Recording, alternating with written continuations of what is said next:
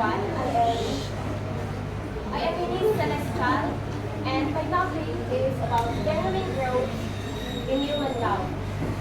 So when we say genuine love, it is a selfless love, and it is the sincere interest and does not wish harm for the other person. So man and woman instinctively gravitate towards each other on account of the sexual drive. Sexual union entirely based on this instinctive drive is not a complete human love. Besides, and even prior to the expressions of sexual love, the relationship of the sexes must be a personal encounter of a mutual reverence and charitable concern. So when we say it is stated here that the genuine love goes beyond the sexual attraction of a person or of the couple. If the two couple who are in love in each other does see the sex or focus only on sex, it is not a genuine love. Because nowadays, people are modernized, and we can see in the social media the different vlogs or other content, but in genuine love, it is about the love that is true, and it means that the two person is forming a meaningful and more deeper relationship towards each other. And when we say charitable concern here, it is about the care, support, sacrifices, and the love that each other give to the other person, to that couple. The great commandment of love also applies to the domain of sexuality. Sexual affection is illumination and guidance by the self-forgetful love of Christian agape. Every erotic and sexual love which does not have the backing of the total person, which therefore not prepared to take on a responsibility and obligations, cannot be regarded as genuine love. So, kung ang dalawang magkasintahan ay, yun nga, in a relationship, but deep inside, they know that they are not capable of having a responsibility.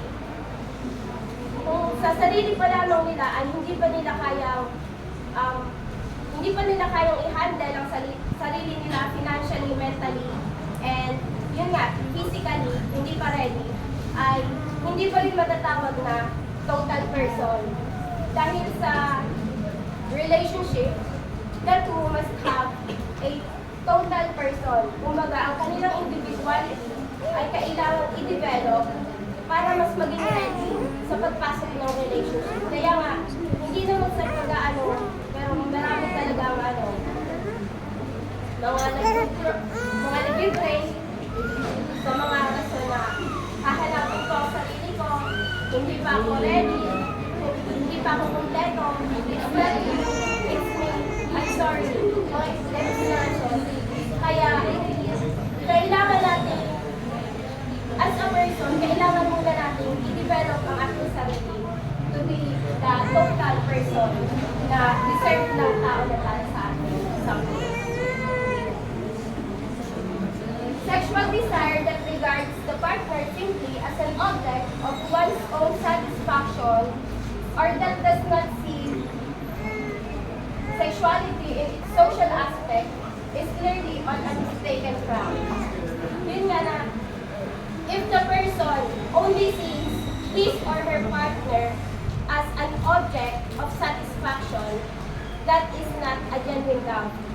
Dahil sa relasyon, it is not about using a person, but it is about giving love, support, and respect. It is about ito yung magkasama nilang magkasama nilang hinaharap yung mga bagay-bagay na hindi lamang sa ikakasaya ng isang tao, kundi pati sa kanilang partner. Kumbaga, iniintindi nila ang side ng kada isa. Yun po yung sa genuine love. Sexual love and Christian agape are however not entirely separate realities. Human sexuality possesses an immanent bent towards the loving devotion to the other, which wants to care, to serve, and to protect. Kapag sinabing sexual love and Christian agape, hindi po yun hindi sila separate. Kumbaga, united yung dalawang ito, ang sexual love and Christian agape, which is to care, to serve, and to protect. Kaya, yung mga dulot nito, or yung epekto nito sa dalawang taong nagmamahalan, ay puro sa kabutihan at hindi ito sa ikakasama ng bawat isa. This loving care must be gradually developed in boys and girls who are growing up and continuously increased as the mutual companionship grows closer. Kaya nga itong loving care, even before na mga pa lang, high school days, or even elementary, mga grade 6, mga sinasanay na sila na, kumbaga, kung paano maging, boys sa boys, na yung mga kilos nila, pang boys din, tapos yung mga girls, tapos, di ba, iniintindi doon yung individuality ng boys and girls, ng female and male. Na kapag lumaki, or kapag naging, adolescent or adult, doon na mas nagiging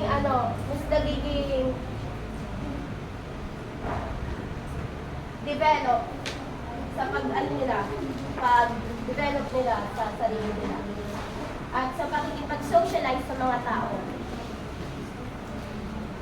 Maturing in love during the years of adolescence. Boys and girls must first mature in their own characteristic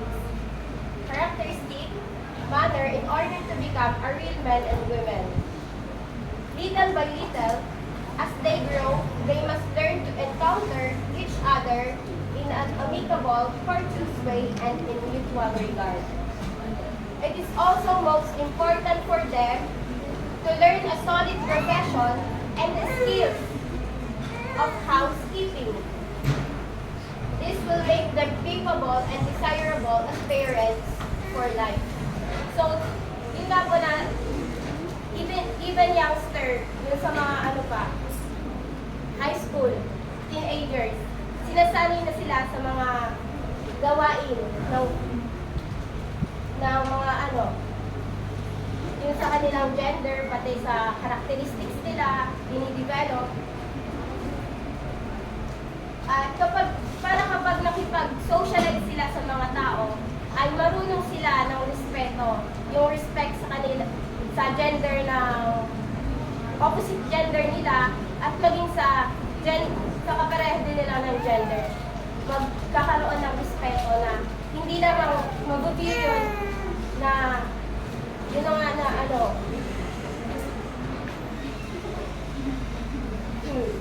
na kahit sa mga skills, sa mga housekeeping ay tinuturo nila sa kanila, babae o lalaki, dahil hindi lamang babae ang natututo, dapat matuto ng housekeeping, kundi pati rin lalaki, para kapag nagkaroon sila ng asawa ay, yun nga, maging desirable sila as partners for life.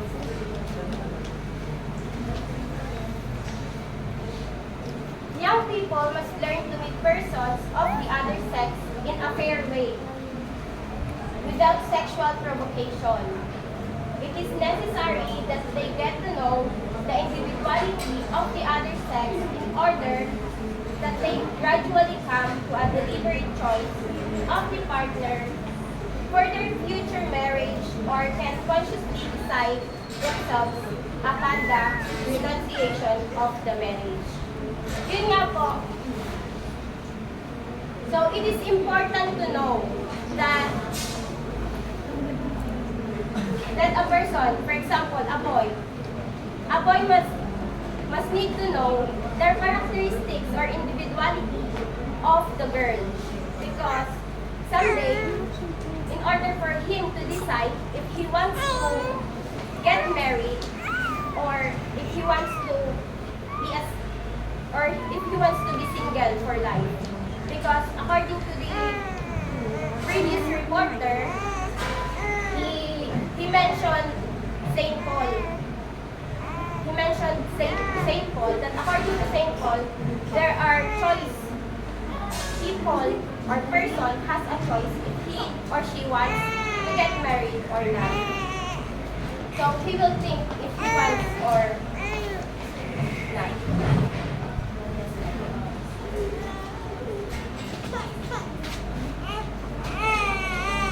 Though the danger that these encounters get into sexual intimacy,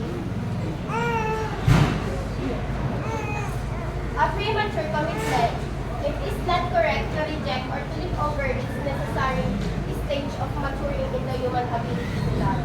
So if you think that bawal yan, bawal ito. For example, your child is a minor. He or she is a minor, then you prohibited him or her to have a crush on her classmate or his classmate. Then, sabi dito, bawal daw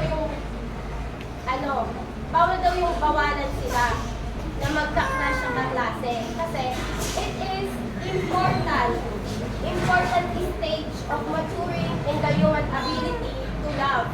Kumbaga, dun pa lang sa stage na yun, mga crush stage, ay nadidevelop na doon yung human ability to love. Kaya, we should not reject or to leap over the necessary stage. Kumbaga, kaso nga, there is a danger exists that these encounters get into a sexual intimacy and a premature commitment. So sa mga crush na yun, mga maliliit na bagay, kung titingnan, but at some point, there is a danger there. But as a parent, kaya nga, kapag naging parents, yun nga yung responsibility na sinasabi natin. Responsibility na ang anak, responsibility ang asawa, at responsibility mo na bigyan ng advice ang anak mo para maituwid ng landas. So, a parent should guide his or her son in order for him to live in a modest lifestyle. And a lifestyle that is according to God's plan. Sexuality is not an evil or also merely an inferior vital force, but it is a high value for human life. Of course, for the sake of the whole truth, this is also must be said. There is the power of sin, there is the destructive egoism, there is the endangering of one person by the other, yes, even the abuse of humans by humans. So, it is stated here that sexuality is not an evil. Hindi masama ang sex. Pero, yun nga, ang sex ay para lamang sa mag-asawa. So, kapag jowa-jowa pa lang, this is sensitive, but according to the book, according to the Bible, yun nga, ang premarital sex ay kasalanan, sin, according to the Bible. Sexuality is not evil. But in reality, but in fact, in the truth, sex is the gift given by God. It is, a special gift given by God to those who are married, sa mag-asawa po. Yun yung bigay ng Diyos, regalo ng Diyos sa mag-asawa. And, of course, for the sake of the whole truth, this is also not said. Kaya lang, dahil sa mga mapagsamantalang mga tao, hanggang sa, yun nga, na napapag-anuhan na na pagmamalabis na nila ang sex. Yun nga, yung iba ay na-focus na lang sa sex. Or yung iba rin naman ay ginagawa ang mga bagay para maging masama ang sex. Katulad na lamang ng sexual, may mga prostitution, mga sexual trafficking, abuse, tapos rape. Yun yung mga masasama dahil sa tao rin mismo. So walang kinalaman doon ang kaloob ng Diyos na ito po ay kaloob ng Diyos na sa mga mag-asawa. So ang gumagawa ng ikinakasama nitong sex ay yung mga tao din na inaabuso ng mga tao ang sex. Precisely, in the encounter of man and woman, one person can treat the other in a loveless way and abuse her. This is also holds for the intimate sphere of the sexual encounter. Therefore, for the human actualization of our sexuality, we need not merely affirmation, but also the gift of discrimination of good and evil, and a deep love of God, which proves itself in the observance of the commandment of the Lord. So yun nga po na sa relationship, yun nga na may mga inaabuso na ng mga partner, may mga inaabuso, pati sa sexual, in terms of sex, ay may mga inaabuso pa rin. Kaya nga, pinagkalooban tayo ng Diyos ng karunungan para alamin kung ano ang masama at mabuti. That is according to John 15, chapter 15, verse 9.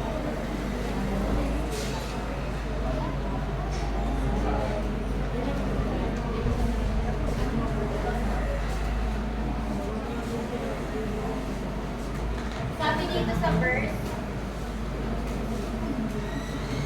according to Matthew chapter 22, verse 37 to 40, you shall love the Lord your God with all your heart, with all your soul, and with all your mind.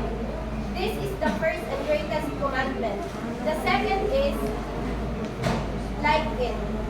Love your neighbor as yourself. All the law and the prophets hang on these two commandments. So if we love God and if we love our neighbor, we cannot do harm to the other people, especially on our partners or to those people who have their married life, wife and husband. And in order for us to be guided by the goodness, grace, and protection of God, we must follow God's word and abide His promises. These high demands arise with each age and situation of life and youth. Fundamental are reverence and love.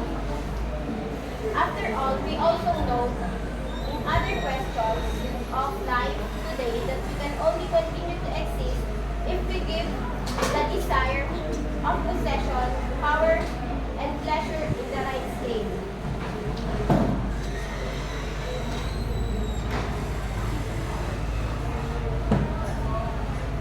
So in different stages of life, there are expectations, always high expectations. The key is to respect and to love. Show some kindness and care, especially in close relationships. Respect and love also require self-discipline and letting go of excessive desires. Not because sexuality is bad, but to maintain freedom from unhealthy urges in a world that often sensationalizes